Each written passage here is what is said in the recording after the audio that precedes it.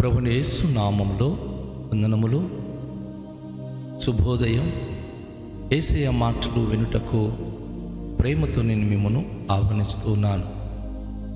ఈ దినము ప్రభుని యేసుక్రీస్తు వారు బోధించిన తన మాటలు మత్తయి సువార్త 12వ అధ్యాయము 1 నుండి 8 వచనాలు ధ్యానించుకుందాం. ఆ కాలమందు యేసు విశ్రాంతి దినమున పంట చేలలో పడి వెళ్ళుచుండగా ఆయన శిష్యులు ఆకలిగొని వెన్నులు త్రించి తినసాగిరి. పరిసయ్యులది చూచి, ఇదిగో, విశ్రాంతి దినమున చేయకూడనివి నీ శిష్యులు చేయుచున్నారని ఆయనతో చెప్పగా, ఆయన వారితో ఇట్లా నేను తానును తనతో కూడా ఉన్నవారును ఆకలిగొని ఉండగా దావీదు చేసిన దాని గూర్చి మీరు చదవలేదా? అతడు దేవుని మందిరములో ప్రవేశించి యాజకులే తప్ప తానైనను తనతో కూడా ఉన్నవారైనను తినకూడనివి సమ్ముఖపు రొట్టెలు తినెను. మరియు యాజకులు విశ్రాంతి దినమున దేవాలయములో విశ్రాంతి దినమున ఉల్లంఘించియు నిర్దోషులై ఉన్నారని మీరు ధర్మశాస్త్రమందు చదవలేదా? దేవాలయం కంటే గొప్పవాడు ఇక్కడ ఉన్నాడని మీతో చెప్పుచున్నాను. మరియు కనికారమునని కోరుచున్నాను గాని బలిని నేను కోరను అను వాక్య భాగము మీరు తెలిసి ఉంటే నిర్దోషులను దోషులని తీర్పు తీర్చక పోదురు. కాగా మనుష్య కుమారుడు విశ్రాంతి దినమునకు ప్రభువై ఉన్నాడనెను. దేవునికి ప్రియ బిడ్డలారా, ఈరోజు ఒక అద్భుతమైన విషయాన్ని యేసు ప్రభువారు మనకు వివరిస్తూ ఉన్నాడు. అనేక మంది ఆచారబద్ధమైనటువంటి జీవితానికి ప్రాముఖ్యం ఇస్తారు, ఆచారబద్ధమైనటువంటి స్థితికి ప్రాముఖ్యత ఇస్తారు. ఒక విశ్రాంతి దినము, వాస్తవానికి దేవుడు విశ్రాంతి దినానికి చాలా ప్రాముఖ్యతనిచ్చి మనుషులు విశ్రాంతి దినమున ఏ పని చేయకూడదు. ఎందుకు అంటే 6 దినములలో దేవుడు ఈ ప్రపంచమంతా నిర్మించి 7వ దినమున ఆయన విశ్రాంతి తీసుకుని ఆ దినము దేవుని ప్రజలు ఏ పని చేయకుండా దేవునిని ఆరాధించే గొప్ప భాగ్యము, ఆధిక్యత ఇచ్చి ఉన్నారు. అయితే యేసుప్రభు దినాలలో యేసుప్రభు తన శిష్యులు విశ్రాంతి దినము పంట చేలలో పడి నడిచి వెళ్తున్నప్పుడు ఆయా పంట భూములలో కొన్ని వెన్నులు వచ్చి చక్కగా మరి ఆ పంటకి ఆ ముదురుతున్న స్థితిలో ఉన్నప్పుడు అనేకమైన పంటలైతే మనుషులు ఆ ప్రయాణము వెళ్తూ తెంచుకొని దానిని నలిపి తినడం అనేది చూస్తూ ఉంటాం. పంట పొలాల్లో వెళ్తున్నప్పుడు కొన్ని పంట చేలల్లో మరి ఆ వెన్నులు త్రెంచి తినడం అనేది మరి చాలామందికి ఇష్టము. అయితే విశ్రాంతి దినము శిష్యులు ఆకలిగొని వారు అదే పని చేశారు. వారు ఎప్పుడైతే ఆ పంట చేలలో ఉన్నటువంటి కొన్ని తీసుకొని వారు తెంచి తింటున్నారో, పరిసయ్యులు ఏదో పెద్ద నేరము చేసినట్లుగా శిష్యుల గురించి యేసు ప్రభుతో వారు ఫిర్యాదు చేస్తున్నారు. మీ శిష్యులు విశ్రాంతి దినమున చెయ్యకూడనివి వారు చేయుచున్నారు, అలా త్రెంచకూడదు, అది తినకూడదు అని చెప్పి యేసు ప్రభు వారికి మరి వారు ఫిర్యాదు చేశారు.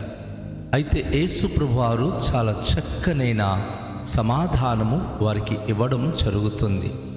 యేసు ప్రభు వారు వారికి ఒక పాత నిబంధన చరిత్రలో ఉన్న ఒక గొప్ప విశేషమైన మాటను వారి మధ్య మరి వివరించారు. దావీదు తన స్నేహితులతో లేక తన తోటి యోధులతో ఆయన అరణ్యంలో ఉన్నప్పుడు, ఆయా ప్రదేశాలు సంచరించినప్పుడు ఒక సందర్భంలో విపరీతమైన ఆకలిగొని ఒక దేవాలయం వైపు వారు వెళ్ళి యాజకులు తప్ప ఎవరు తినకూడని సన్నిధి రొట్టె వారు భుజించిన విషయము యేసు ప్రభువారు తెలియజేస్తూ ఉన్నారు. అవును, దేవుని యొక్క పరిశుద్ధమైన మందిరములో, పరిశుద్ధ స్థలములో అక్కడ రొట్టెల బల్ల అంటూ ఉంటుంది. ప్రతి విశ్రాంతి దినమున 12 రొట్టెలు చేసి 2 వరుసల్లో 6 చొప్పున ఆ బల్ల మీద వారు పెట్టి ప్రతి విశ్రాంతి దినమున యాజకులే తినాలి. ఈ విశ్రాంతి దినము రొట్టె ఫ్రెష్గా తీసుకుని వెళ్ళి అక్కడ పెట్టింది దేవుని సన్నిధిలో ఈ వారమంతా ఉండి, మళ్ళీ విశ్రాంతి దినం వచ్చినప్పుడు యాజకులు ఆ రొట్టెను తీసుకొని వారు తిని మళ్ళీ క్రొత్త రొట్టెలు ఆ సన్నిధి బల్ల మీద పెట్టడం అనేది ఆనవాయితీ. అయితే దావీదు తన తోటి వారు ఆకలి కొనినప్పుడు దేవాలయములో ప్రవేశించి యాజకులే తప్ప ఎవ్వరూ తినకూడని ఆ సన్నిధి రొట్టెను వారు పంచుకొని తినడం అనేది మనం గమనిస్తున్నాం. వారు ఆ రొట్టెను తిన్నప్పుడు ప్రభు అంటున్నాడు కదా, అది యాజకులే తప్ప ఎవ్వరు కూడా తినకూడదు. కానీ దావీదు ఆకలి కొనినప్పుడు దావీదు తన తోటి వారు అది తినివేశారు కదా, వారు దోషులయ్యారా? వారు తప్పు చేశారా? ఎందుకంటే దావీదు దేవుని హృదయానుసారుడు అనేది అపోస్తుల కార్యం గ్రంథములో మనం చూస్తాం. దావీదు దేవునికి ఇష్టమైన వాడు, దావీదు దేవునికి హృదయానుసారుడు, దావీదు దేవునికి నమ్మకమైన వాడు. కాబట్టి ఇప్పుడు దావీదు చేసిన పనికి దేవుడు తప్పు ఎంచుతున్నాడా అంటే అది తప్పుగా ఎంచలేదు. కనుక దేవునికి ప్రియమైన వారుగా మనం జీవిస్తున్నప్పుడు ఆకలిగొని తినేటటువంటి ఆహార పదార్థాలు నియమ నిబంధన ఉల్లంఘిస్తున్నామని అది ఎప్పుడు కూడా పొరపాటుగా ఎంచకూడదు అనేది యేసు ప్రభువారు మనకు నేర్పించే పాఠలై ఉన్నది. ఆకలి కొన్నిసార్లు రుచి ఎరగదు, ఆ వస్తువు ఏమిటని ఎవరు అడగరు. ఆకలి కొనినప్పుడు ఏదైతే ఆ సమయానికి దేవుడు అనుగ్రహిస్తున్నాడో అది చక్కగా భుజించి మనుషులు సంతోషంగా దేవుని మహిమపరుస్తారు. కనుక యాజకులే తప్ప ఎవరు తినకూడని సన్నిధి రొట్టె, 12 గోత్రానికి సూచనమైన సన్నిధి రొట్టెను దావీదు తన తోటివారు అది భుజించి దేవుని ఎదుటనే దోషులయ్యారు కదా. మరి అక్కడున్నటువంటి దావీదు కంటే, అక్కడున్న దైవ సన్నిధి కంటే, ఆ దేవాలయం కంటే చాలా గొప్పవాడు మీ మధ్య ఉన్నాడు అని యేసు ప్రభువారు తన గురించి తాను ఒక రహస్యంగా మాటను చెప్పారు. అక్కడికంటే దేవాలయం కంటే గొప్పవాడు ఇక్కడ ఉన్నాడు. ఆయన విశ్రాంతి దినమునకు ప్రభువు అయి ఉన్నాడు. అంటే యేసు ప్రభువారు ఈ విశ్రాంతి దినానికి యజమానుడు. ఆ దినాన మనం ఏది చేసినా తన చిత్తానికి అనుకూలంగా చేసినప్పుడు అది దోషారోపణగా ఎంచబడదు, అది తప్పుగా ఎంచబడదు. ఎందుకు అంటే ఎవరైతే విశ్రాంతి దినానికి దేవుడై ఉన్నాడో, ప్రభు అయి ఉన్నాడో, యజమానుడై ఉన్నాడో, ఆయనతో మనం ఉన్నప్పుడు, ఆయన సన్నిధిలో మనం జీవిస్తున్నప్పుడు ఆ పనులు లేక ఆ పరిస్థితులు అది అపరాధముగా ఎంచబడదు. కనుక యేసు ప్రభువారు చెప్పే మాటలు మనం గమనించినప్పుడు విశ్రాంతి దినానికి మనిషి కుమారునిగా యేసు ప్రభు అయి ఉన్నాడు. సో చాలా గొప్పవాడు ప్రభు యేసుక్రీస్తు. ఆ గొప్పవాణితో మనం ఉన్నప్పుడు, ఆయన సన్నిధి మనతో ఉన్నప్పుడు మనం చేసే పనులు అది తప్పుగా ఎంచబడదు. ప్రభు ద్వారా అది పవిత్రపరచబడుతుంది, ప్రభు ద్వారా అది సంరక్షణ పొందుతుంది, ప్రభు ద్వారా ఆ విషయంలో మనకు మంచి జరుగుతుంది. కనుక శిష్యులు మరి త్రెంచి తిన్న మాత్రాన వారు తప్పు చేశారు అనే భావన పెట్టుకోకూడదు. ఎందుకంటే అక్కడున్న దేవాలయము కంటే గొప్పవాడు ఇప్పుడు వారి మధ్య ఉన్నాడు. ఆయనే ప్రభువైన యేసుక్రీస్తు. ఆయన మనకు దగ్గరగా ఉన్నప్పుడు తనను ప్రార్థన చేసి లేక తన తోడు మనం కలిగి ఉన్నప్పుడు మనము తినే విషయంలో కానీ, పనిచేసే విషయంలో కానీ, ఎలాంటి పరిస్థితులు కూడాను అది మనకు అపరాధముగా ఎంచబడదు.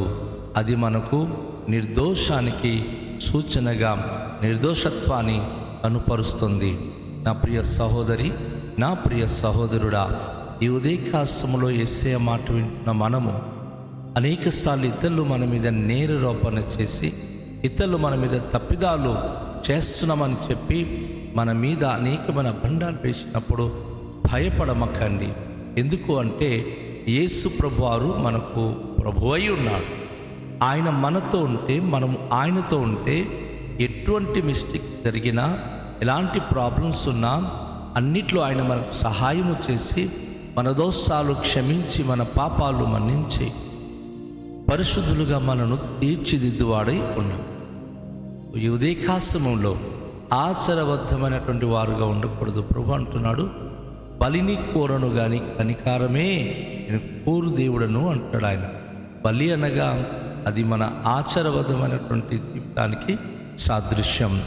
దేవుడు ఇలా చేయమన్నాడు కనుక అలానే చేయాలి, దేవునికి బలులు అర్పించాలి అనే భావన పెట్టుకోకండి. కానీ ఏం చేయాలి? దేవుని యొక్క కనికారము కలిగి ఉండడానికి, తనను స్తుతించి తన నామానికి మహిమకరంగా జీవించే భాగ్యము కలిగిన వారై ఉందాం. దేవుని యొక్క వాక్యం ద్వారా మనం చూస్తున్నప్పుడు, చదువుతున్నప్పుడు ఆయన మనకు చెప్పే ప్రతి మాటలు అది మన జీవితానికి ఎంతో విలువైనది, ఎంతో ఆశీర్వాదకరమైనది. మనకు, మన కుటుంబాలకు దేవుడు అత్యున్నతమైన దీవెనతో నింపడానికి ఇష్టపడుతున్నాడు. కనుక విశ్రాంతి దినము అది దేవునికి ఇష్టమైన దినము, దేవుడు మన కొరకు ఆయన నియమించిన దినము. కనుక ఆ దినము ప్రభువుతో మనం జీవించినప్పుడు మన తప్పిదములు క్షమించువాడై ఉన్నాడు, మనకు మంచి చేయువాడై ఉన్నాడు. ఆ దినాన ఏ తప్పులు కూడా ఆయన ఎంచుకొని మనం చేసే ప్రతి పనిని బట్టి ఆయన మనకు పనిష్మెంట్ ఇచ్చేవాడు కాడు. యెహెజ్కేలు గ్రంథం 20వ అధ్యాయం 12వ వచనంలో ప్రభు అంటాడు, విశ్రాంతి దినము దేవుని ప్రజలు దేవుని దగ్గరికి వెళ్తే ఆయన వారిని శుద్ధి చేసే దినం, అదొక సంధి చేయబడిన దినం అని ప్రభు చెప్తా ఉన్నాడు.